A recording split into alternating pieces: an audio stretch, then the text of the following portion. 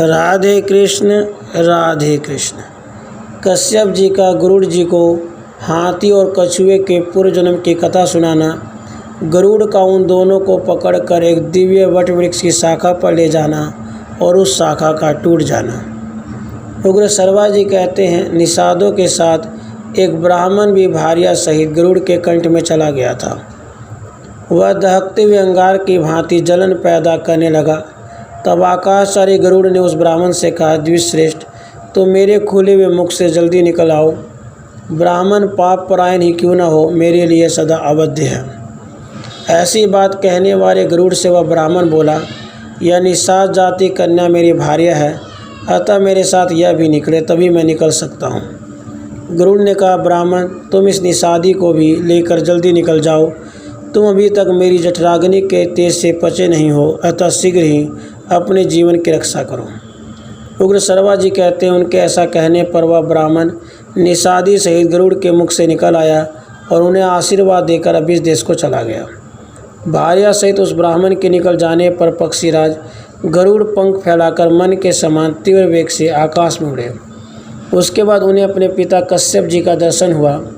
उनके पूछने पर अमेय आत्मा गरुड़ ने पिता से यथोचित कुशल समाचार कहा। महर्षि कश्यप उनसे इस प्रकार बोले।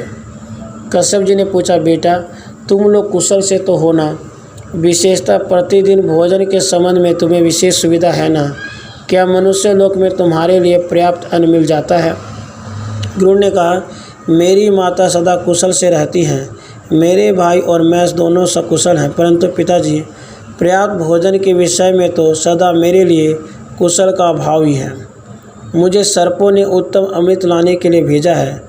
माता को दासीपन से छुटकारा दिलाने के लिए आज मैं निश्चय उस अमृत को लाऊंगा। भोजन के विषय पूछने पर माता ने कहा, निषादों का भक्षण करो, परंतु हजारों निषादों खा लेने पर भी मुझे तृप्ति नहीं हुई। अतः भगवान, आप मेरे लिए कोई दूसरा भोजन बताइए, पर वह भोजन ऐसा हो जिसे खाकर मैं अमृत लाने में समर्थ हो सकूं। मेरी भूख प्यास को मिटा देने के लिए आप पर्याप्त भोजन बताइए। कश्यप जी बोले, बेटा, यह महान पुण्यदायक सरोवर है जो देवलोक में विख्यात है। उनमें एक हाथी नीचे को मुंह किए सदा सूंड से पकड़कर एक कछुए को खींचता रहता है। वह कछुआ पूर्व जन्म में उसका बड़ा भाई था।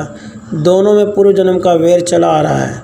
उनमें यह वैर क्यों और कैसे हुआ था, उन दोनों के शरीर की लंबाई चौड़ा ऊंचाई कितनी है, ये सारी बातें मैं ठीक ठीक बता रहा हूँ, तुम ध्यान देकर सुनो।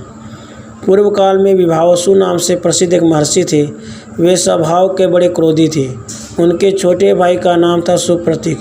वे बड़े तपस्वी थे। महामुनि सुप्रतीक अपने धन को बड़े भाई के साथ एक जगह नहीं रखना चाहते थे। सुप्रतीक प्रतिदिन बंटवारा के लिए आग्रह करते ही रहते थे। तब एक दिन बड़े भाई विभावसु ने सुप्रतीक से कहा, भाई, बहुत से मनुष्य मोहवश सदा धन का बंटवारा कर लेने की इच्छा रखते हैं। उसके बाद बंटवारा हो जाने पर धन के मुँह में फंसकर एक दूसरे के विरोधी हो परस्पर क्रोध करने लगते हैं। वे स्वार्थपरायण मूढ़ मनुष्य अपने धन के साथ जब अलग अलग हो जाते हैं, तब उनकी वह अवस्था जानकर शत्रु भी मित्र रूप में आकर मिलते और उनमें भेद डालते हैं। दूसरे लोग उनमें फूट हो गई है यह जानकर उनके छिद्र देखा करते हैं एवं छिद्र मिल जाने पर उनमें परस्पर वैर बढ़ाने के लिए स्वयं बीच में आ पड़ते हैं। इसलिए जो लोग अलग अलग होकर आपस में फूट पैदा कर लेते हैं, उनका शीघ्र ही ऐसा विनाश हो जाता है जिसकी कोई तुलना नहीं है। अतः साधु पुरुष भाइयों के बिलगाव या बंटवारे की प्रशंसा नहीं करते, क्योंकि इस प्रकार बढ़ जाने वाले भाई गुरु स्वरूप शास्त्र की अल्लंघनीय आज्ञा के अधीन नहीं रह जाते और एक दूसरे को संदेह की दृष्टि से देखने लगते हैं। सुप्रतीक, तुम्हें वश में करना संभव हो रहा है और तुम भेदभाव के कारण ही बंटवारा करके धन लेना चाहते हो, इसलिए तुम्हें हाथी की योनि में जन्म लेना पड़ेगा। इस प्रकार साफ मिलने पर सुप्रतीक ने विभावसु से कहा, तुम भी पानी के भीतर विचरने वाले कछुए होगे। इस प्रकार सुप्रतीक और विभावसु एक दूसरे के हिसाब से हाथी और कछुए के योनि में पड़े हैं। धन के लिए उनके मन में मोह छा गया था और रोष और लोभ रूपी दोष के संबंध से उन दोनों को तिर्यक योनि में जाना पड़ा है। वे दोनों विशालकाय जंतु पूर्व जन्म के वैर का अनुसरण करके अपनी विशालता और बल के घमंड में चूर हो एक दूसरे से द्वेष रखते हुए इस सरोवर में रहते हैं। इन दोनों में एक जो सुंदर महान गजराज है, वह जब सरोवर के तट पर आता है तो उसके चिघाड़ने की आवाज़ सुनकर जल के भीतर शयन करने वाला विशाल का कछुआ भी पानी से ऊपर उठता है। उस समय वह सारे सरोवर को मत डालता है। उसे देखते ही यह पराक्रमी हाथी अपने सूंड लपेटे हुए जल में टूट पड़ता है तथा दांत, सूंड, पूंछ और पैरों के वेग से असंख्य मछलियों से भरे हुए समूचे सरोवर में हलचल मचा देता है। उस समय पराक्रमी कच्छप भी सिर उठाकर युद्ध के लिए निकट आ जाता है। हाथी का शरीर 6 योजन ऊंचा, 12 योजन लंबा है। कछुआ 3 योजन ऊंचा और 10 योजन गोल है। वे दोनों एक दूसरे को मारने की इच्छा से युद्ध के लिए मतवाले बने रहते हैं। तुम शीघ्र जाकर उन्हीं दोनों को भोजन के उपयोग में लाओ और अपने इस अभीष्ट कार्य का साधन करो। कछुआ महान मेघखंड के समान है, हाथी महान पर्वत के समान भयंकर है। उन्हीं दोनों को खाकर अमृत ले आओ। उग्रसर्वा जी कहते हैं, सोनक जी, कश्यप जी गरुड़ से ऐसा कहकर उस समय उनके लिए मंगल मान सुनाते हुए बोले, गरुड़ युद्ध में देवताओं के साथ लड़ते हुए तुम्हारा मंगल हो।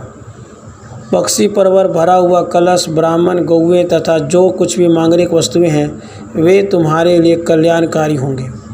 महाबली पक्षीराज, संग्राम में देवताओं के साथ युद्ध करते समय ऋग्वेद, यजुर्वेद, सामवेद, पवित्र हविष्य, संपूर्ण रहस्य तथा सही वेद तुम्हें बल प्रदान करें। पिता के ऐसा कहने पर गरुड़ उस सरोवर के निकट गए। उन्होंने देखा सरोवर का जल अत्यंत निर्मल है और नाना प्रकार के पक्षी इसमें सब और चहचहा रहे हैं। उसके बाद भयंकर वेगशाली अंतरिक्षगामी गरुड़ ने पिता के वचन का समन करके एक पंजे से हाथी को और दूसरे से कछुए को पकड़ लिया। फिर वे पक्षीराज आकाश में ऊंचे उड़ गए। उड़कर वे फिर अलम तीर्थ में जा पहुँचे। वहाँ बहुत से दिव्य वृक्ष अपनी सुवर्णमय शाखा पर शाखाओं के साथ लहलहा रहे थे। जब गरुड़ उनके पास गए तब उनके पंखों की वायु से आहत होकर वे सभी दिव्य वृक्ष इस भय से कंपित हो उठे कि कहीं ये हमें तोड़ न डालें। गरुड़ रुचि के अनुसार फल देने वाली उन कल वृक्षों को कांपते देख अनुपम रूप, रंग और रंगों वाले दूसरे महावृक्षों की ओर चल दिए। उनकी शाखाएं वैदुर्य मणि की थी और वे सुवर्ण तथा रजत में फलों से सुशोभित हो रहे थे। वे सही महावृक्ष समुद्र के जल से अभिषक्त होते रहते थे। वहीं एक बहुत बड़ा विशाल वटवृक्ष था। उनके मन में समान तिर्वेक से आते हुए पक्षियों के सरदार गरुड़ से कहा। वटवृक्ष बोला, पक्षीराज, यह जो मेरी 100 योजन तक फैली हुई सबसे बड़ी शाखा, इसी पर बैठकर तुम इस हाथी और कछुए को खा लो। तब पर्वत के समान विशाल शरीर वाले पक्षियों में श्रेष्ठ वेगशाली गरुड़ सहस्रों विहंगमों से युक्त सेवित उस महान वृक्ष को कंपित करते हुए तुरंत उस पर जा बैठे। बैठते ही अपने असह्य वेग से उन्होंने सघन पल्लवों से सुशोभित उस विशाल शाखा को तोड़ डाला। इस प्रकार श्री महाभारत आदि पर्व के अंतर्गत आस्तिक पर्व में गरुड़ चरित्र विषयक 29वां अध्याय पूरा हुआ। राधे कृष्ण राधे।